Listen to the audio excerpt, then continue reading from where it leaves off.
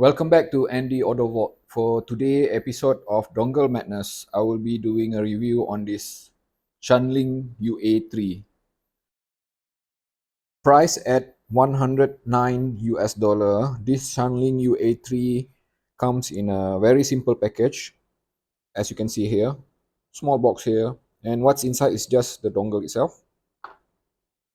USB-C to USB-C cable, and of course, an adapter to USB-A to use it on a PC or laptop. I believe Shanling UA3 is essentially the very first new batch of AKM AK4493 SEQ. And for this configuration, it is also supported by this amp stage of dual recore RT6863 amplifier, which give it at around 211 milliwatt of power at 4 VRMS maximum. It is also specified that this Shanling UA3 supports UAC1 and UAC2. So it means that it will be highly compatible with many devices. Before we talk about the sound of this Shanling UA3, I would like to clarify on at least two things first. Okay, first being the sound equipment which is connected to my Shanling UA3 when I test it extensively over a period of like 200 hours. So that those are like, this IEM, Kinara Idun Golden, Shure KSE 1500, and the pair of my Tanjim Zero here, 4.4 mm terminated, and also the standard 3.5 mm single-ended. And a magnetic planar IEM of Dunu Talos. And of course, my long-time faithful Etimotic ER2 XR.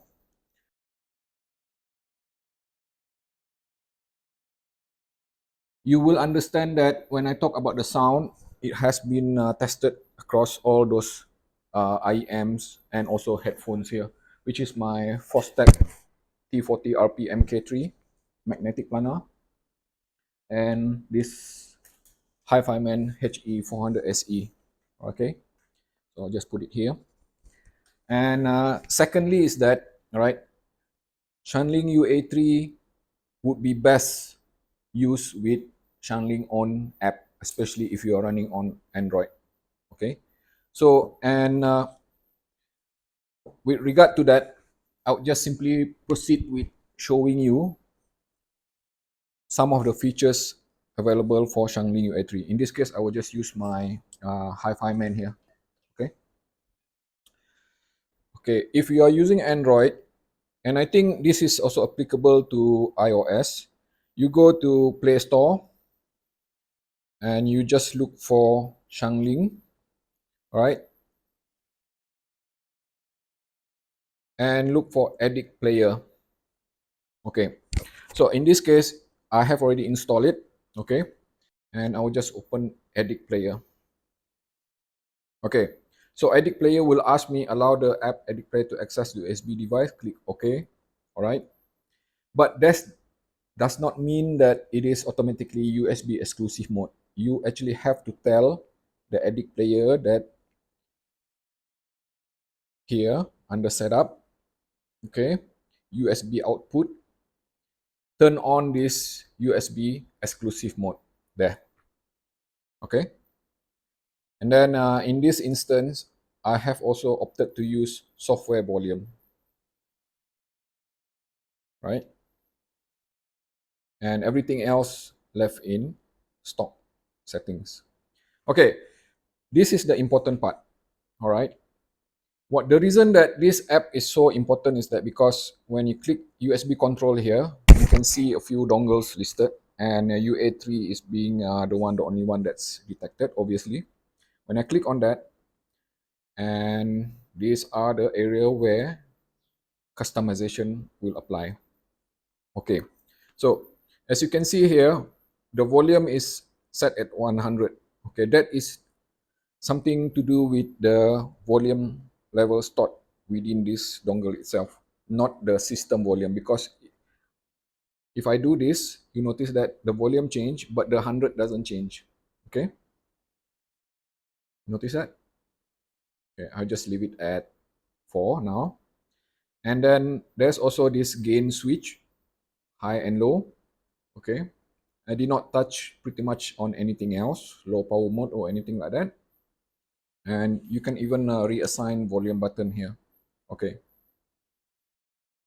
But perhaps the most important thing about this app is that the ability to control the sound filter. Okay, so if you look here, click on the filter. By default, UA3 comes with sharp roll-off filter. Cool. So that's the default one. Okay, and but after doing quite a bit of tests with all of my equipment, I end up using either this slow roll-off and super slow roll-off. And I will explain to you after this what those settings do. Okay? Okay. So, and this is perhaps the first con that I would like to say about this UA3. In order to fully capitalize on that setting, right, you need this app. Outside of this app, right, if you just casually plug in, play, it will just be whatever settings that is here. And I think one of the biggest caveat that I would complain about this UA3 is that this volume adjustment here, they are not independent. Okay. And if let's say I close, right, my UA3 now, connect again, cancel, and did not use it on USB exclusive mode. Okay. Changing the volume here, you see that? It is highly dependent on the stock Android SRC settings. So which means that the volume jump, as you see there, can be quite high. And for those people who knows me, even though there is a hardware physical volume here, if it's still governed by the host, that is something that which I prefer not to have. Let's talk about the power itself. How powerful is this thing? This is now connected to my HE400SE in balance mode. Okay, yeah, balance check. And I will just simply disconnect this first. Connect again. Bear with me on this, please. Right. Okay. Enter Eddict player again. Click OK. And then I already have a local music stored here. Okay. By the way, let me just step back a bit. Eddict player can also do cloud service, but it's only just for Spotify. So if you are using Tidal, sorry, there's no Tidal here. Okay. And I just click on local music. And then one of my favorite song here, let's just find Diana Krall. Okay, Diana Krall. And let me see. Okay, my favorite song. Right. As you can see here, when I adjust the volume, okay, believe me, this thing is so powerful. My listening level is actually at 4 using this. Okay, because if I actually tune it, that is like 4 out of 100. Okay, I was kind of like shocked to hear how loud the volume was. You know, the problem is, right, we are talking about volume loudness here. Driving for volume is not an issue for this UA3, even with this super difficult to drive magnetic planar. But the problem is, beyond certain threshold, which I have found that if you try to move it above, let's say 10, okay, it will start to distort. Okay, so that's with Eddict player, right? And the good thing is that whatever settings that you have set in Eddict player will be memorized by this UA3. You can attach it to any other, let's say, Android phone or even PC. It will remember that whichever filter that you have set, balance or settings, whatever it is. Okay, it will memorize that. Okay, so The normal player that I use is usually HiBy player. Okay, and click OK. And pretty much, I must say that I didn't use this much at all with UA3 for the fact that because even though it does provide a bit better control with volume, the problem is that the jump is still too high. And also when I actually close, or should I say put this phone on standby, I can no longer have control over the volume. The play and pause will still work. So a manner of saying is that with UA3, I have to forget about using HiBy Music App because it just, the experience is not nice. And that is why I always prefer independent volume adjustment, which does not depend on the host. So now let's just go into USB Audio Player Pro. Okay. And perhaps this is the best way to use Shanling UA3. Just like many other dongle which does not have independent volume adjustment, right? Shanling UA3 really performs well with UAPP. The only issue is that UAPP is not free. You're going to have to pay for it and it's worth it. Okay. Now, if you see here, I click play. Okay. The best way to setting this is that, all right, Beat Perfect is already on. All right. And when I click volume again, if you notice this, I change. So the volume adjustment works there. And I have already preset this for 100 steps, which is a good thing, the best result. But I think most importantly is this. Okay, when you click on hardware volume, just tune this is the master volume. Just make sure that you set this side here to the max, the two button here, which is you need left and right so that you can get maximum power out of it. And the best part of using UAPP is that you can shut off the screen and still be able to use this control. I don't know if there's any other app that can do that, but to resolve this situation, it is best to use UAPP.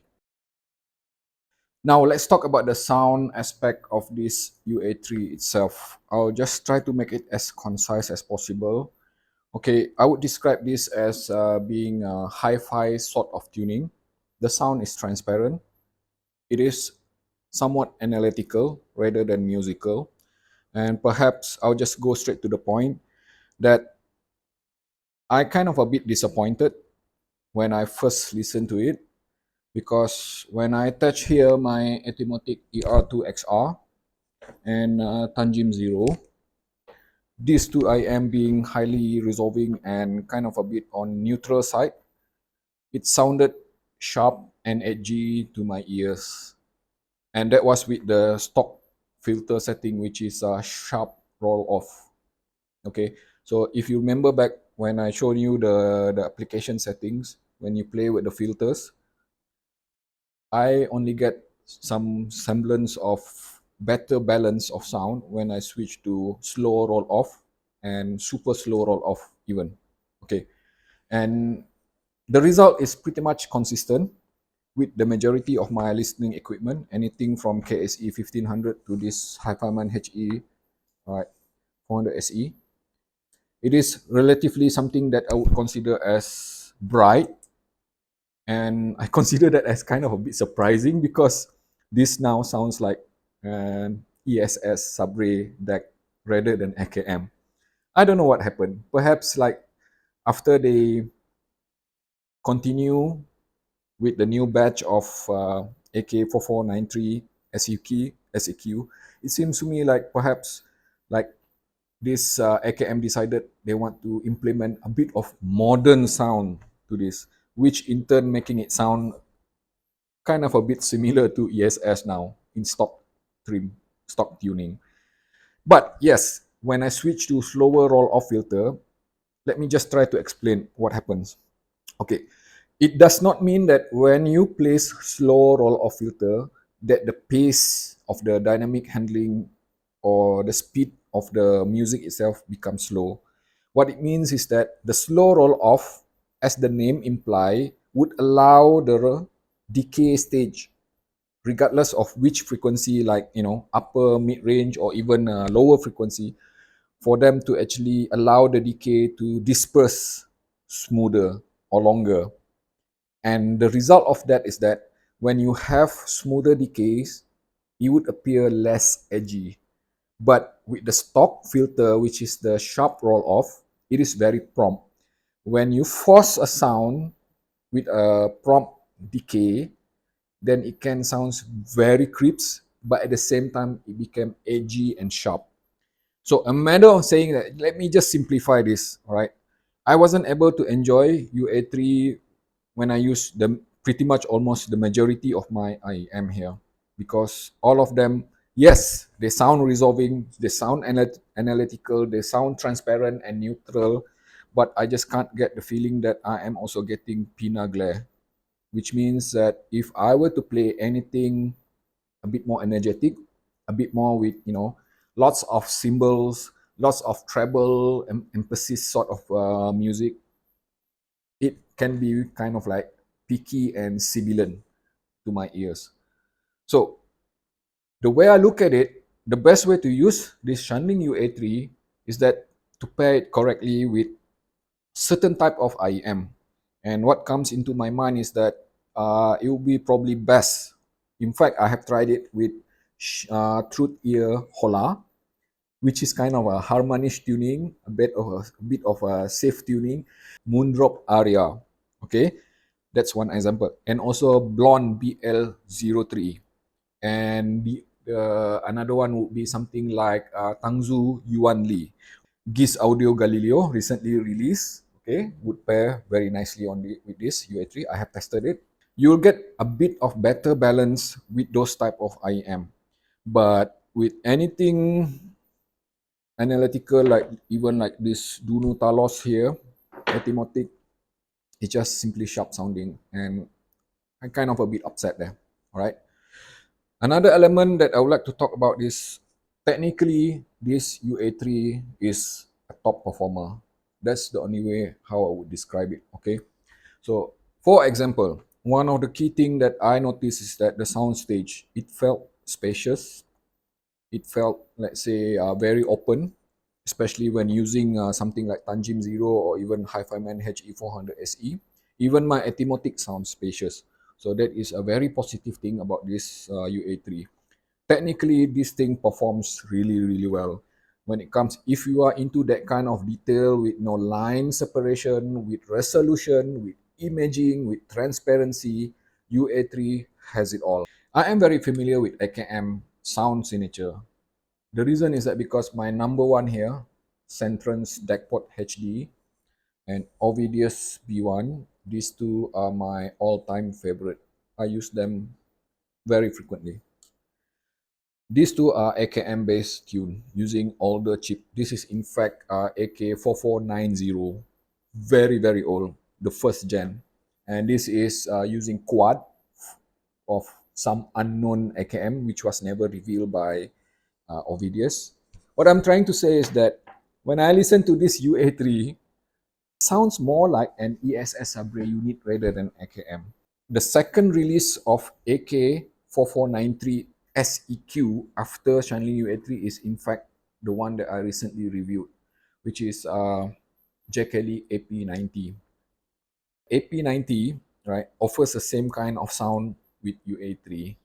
The only difference is that you can't do much with AP90 because it doesn't have a companion app like UA3. And both exhibit the same kind of approach to the sound. So in a nutshell, okay, I would still say that UA3 is a very, very good dongle, provided that you know what are the limitations. And the limitation, as I mentioned here, first and foremost, right, okay, the cons. It has sharp, edgy sound. I can't put it any simpler than that, all right? And also, I found that it is not tolerant to lo-fi or low resolution music. Yes, if you have something like, MP3 332 kbps and below, it would not sound so nice on it, because this UA3 being highly resolving, it will reveal all artifacts or any kind of imperfection in the recording. It is not so nice. Okay. It is kind of a bit finicky with volume control as well. Okay. Again, probably you all know that I am not a big fan of non-independent volume adjustment. The app itself, toggling between app, and this give me a lot of headache rather than pleasure. Okay. And lastly, one of the major cons for me, perhaps hint of pinna glare, which is kind of like a deal breaker for me. So if you ask me, I don't see myself using this at all beyond this video review. I'll just give it away for somebody else who need, brighter sounding dongle. Okay, so where does Shanling UA3 scores in dongle madness scare? I would just simply say that, at best, I can give it only 4 stars at best. Okay. And the reason is that it still does sounds very good. It performs very well, especially with power in many aspects, but you have to really need to know the limitation and the strength and the weakness of UA3. It is not very versatile. All right. I hope this has been useful to you, and please stay tuned to Andy Odovot. As you can see on screen right now, these are the upcoming dongles for the month of February and also March. Kind of a bit or quite a bit of dongles that I have listed there, and I hope to be able to release the next one as soon as possible. Thank you. Bye.